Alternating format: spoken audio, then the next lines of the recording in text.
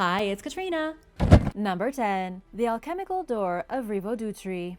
In the small Italian village of Rivodutri, most of everything was destroyed in a devastating earthquake that took place in 1948. But there was one curious architectural element that remained standing when everything else was shattered. It's called the Alchemical Door, and it's nothing short of bizarre. The portal, because that's really what it looks like these days, was originally located in the Camiciotti Palazzo, but now stands guard in front of a small memorial park. It was created in the 17th century, with one side of the door decorated in strange carvings and symbols that are supposed to represent the idea of the great transmutation. If you're not sure what transmutation is, let me quickly explain.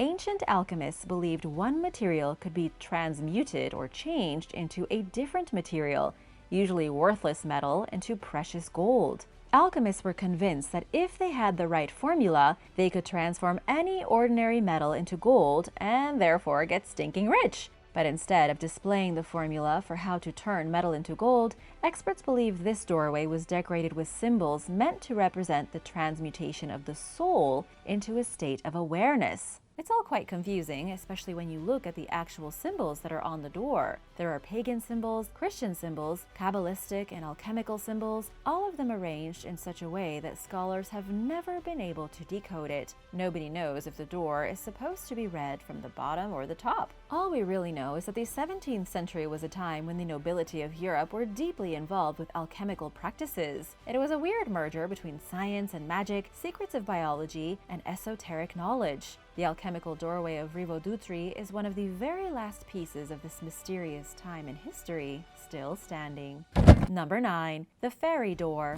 Ben Bulben is a fascinating place in Ireland. It's a rock formation shaped like a jaw in County Sligo. It's a massive piece of rock that was formed during the Ice Age by moving glaciers and almost looks like a wave of limestone and mudstone. And because of its unique appearance, it has been the site of a lot of Irish myths. One of the legends has something to do with a fairy door. Most people probably don't believe in fairies these days, but until recently the Irish certainly did. Not only did they believe that fairies were real, but they also believed that there was one place to see them in the human realm, at Ben Bulben. It was here where the Irish said there was a literal fairy door, a huge black scorch mark on the northern face of the rock formation that looks exactly like a door.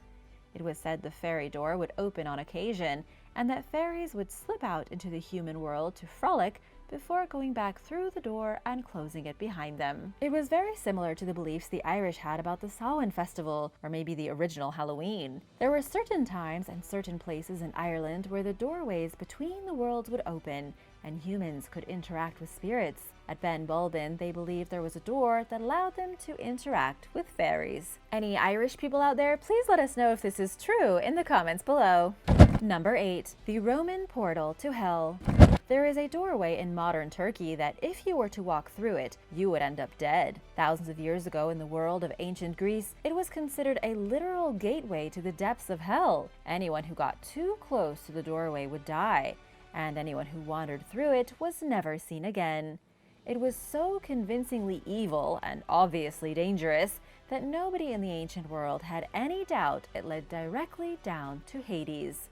In fact, it became a great place of sacrifice and ritual.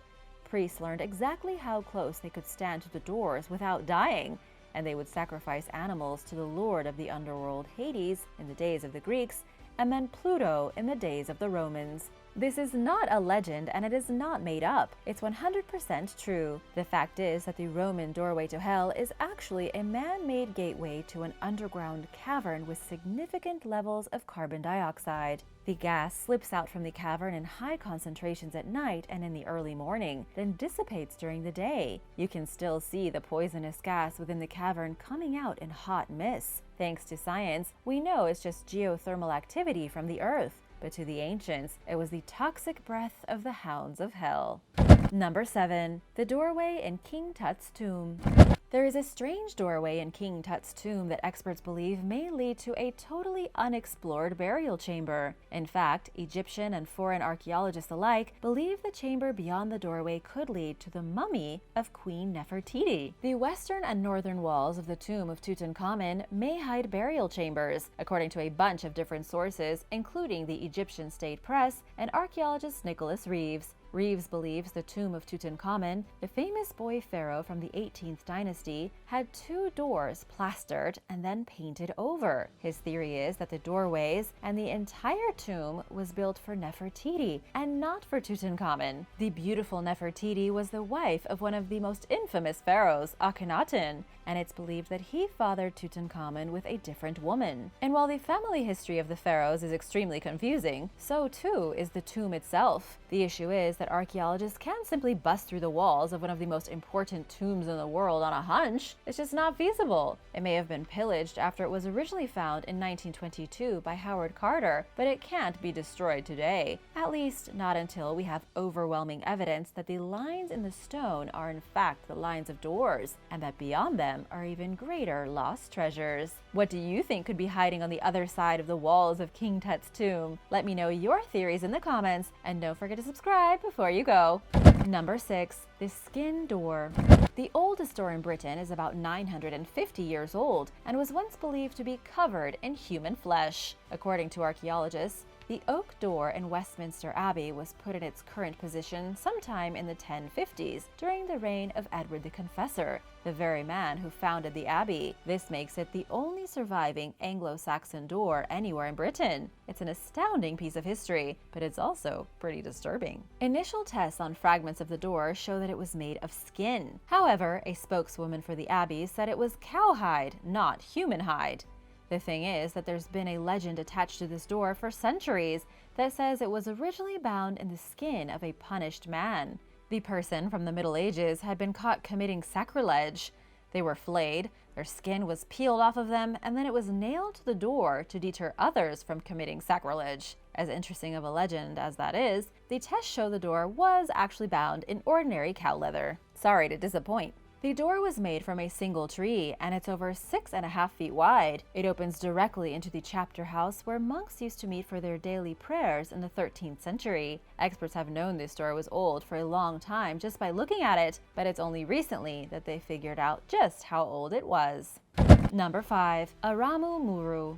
Aramu Muru is either an abandoned construction project or a magical doorway to another dimension. I don't think it's both. This place is located on Lake Titicaca, very near to the border with Bolivia. It was originally found in the 1990s when a mountaineering guide came across it in the Peruvian countryside. He found it curious because it appeared to be the wall of some great structure, a completely flat surface with a small door-like alcove in the center. The flat stone is around 23 feet and the doorway is just over 6.5 feet. Nobody can say for certain what the purpose of the doorway ever was. Archaeologists say it could have been an architectural flourish, part of an incomplete Inca construction project, but at the same time, locals believe the doorway once held great power. They actually call it Puerta de Ayumarca, which translates to the Gate of the Gods. There are stories about people vanishing through the doorway, strange lights coming from it in the night, and even tall, inhuman creatures slipping through the frame as if from another dimension. So either somebody built this very specifically to be a portal several thousand years ago, or it's the entrance to a building that never got finished.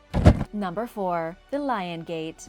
The Lion Gate is an ancient doorway in Greece to what was once the fortified citadel of Mycenae. The doorway is about 10 feet wide and 10 feet high, guarded by 2 huge lion sculptures above its top beam. Just beyond the door is a small alcove where archaeologists believe the guards once kept a small pack of dogs to alert them of any intruders. Thousands of years ago, there was a huge wooden door in the entrance, locked from the inside with a wooden bar. The gateway was erected sometime in the 13th century BC and is the only surviving monumental piece of architecture from the prehistoric Aegean. It would have been the very first thing someone saw when they approached the walls of the city. This was the home of the Mycenaean people, a Bronze Age city-state that lasted until about 3,000 years ago. The city sheltered beyond the Lion Gate was home to one of the most important Greek civilizations of the time. It was a major military stronghold that had control over most of southern Greece. The city itself had a population of around 30,000 people, but by the year 1200 BC, earthquakes and invasions had brought the city-state down on its head. All these years later, the only thing left of them are a few broken ruins and the Lion Gate, the only major piece of their civilization still standing.